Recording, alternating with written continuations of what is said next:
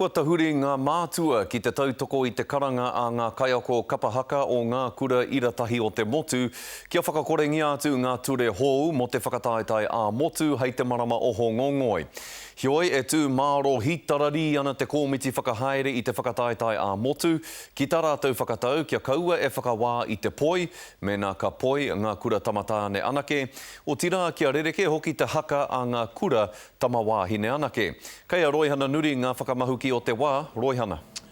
Koinei te rā tua toru i nāia nei, kei te pātai tonu ahau, he aha te take i whakahau ai ngā ture mō ngā kura iratahi, me te mea hoki, he aha ngā whakaritenga i pērā ai, akāti, auare ake. Engari e hoa, he aha te kōrero a ngā mātua o ngā kura iratahi ki a koe?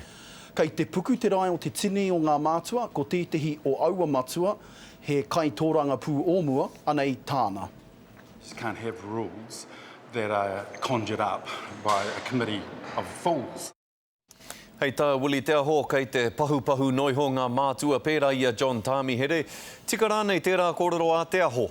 Karekau, kei te putanga kōrero, ka whai ko te mahi, kei te mōhio kē tātou, kei muri i te au ko te ngau.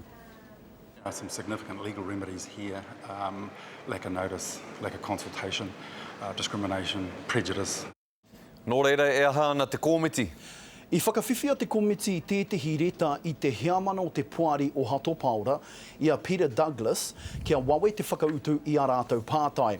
I wai atu hoki au ki te nuinga o ngā māngai o arohe o te komiti, ki te whakatau mena ai, kaora nei, i whakai rātou ki te whakahou i te ture. Roihana, kāre te kōmiti i te kōrero ki a koe, ko wai kei te whāngai kōrero ki a koe?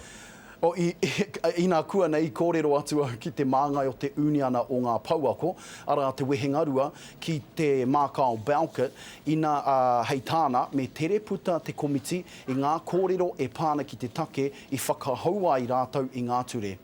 Tēnā koe Roihana, ngā mihi nui ki a koe i e nā whakamārama. Kia ora.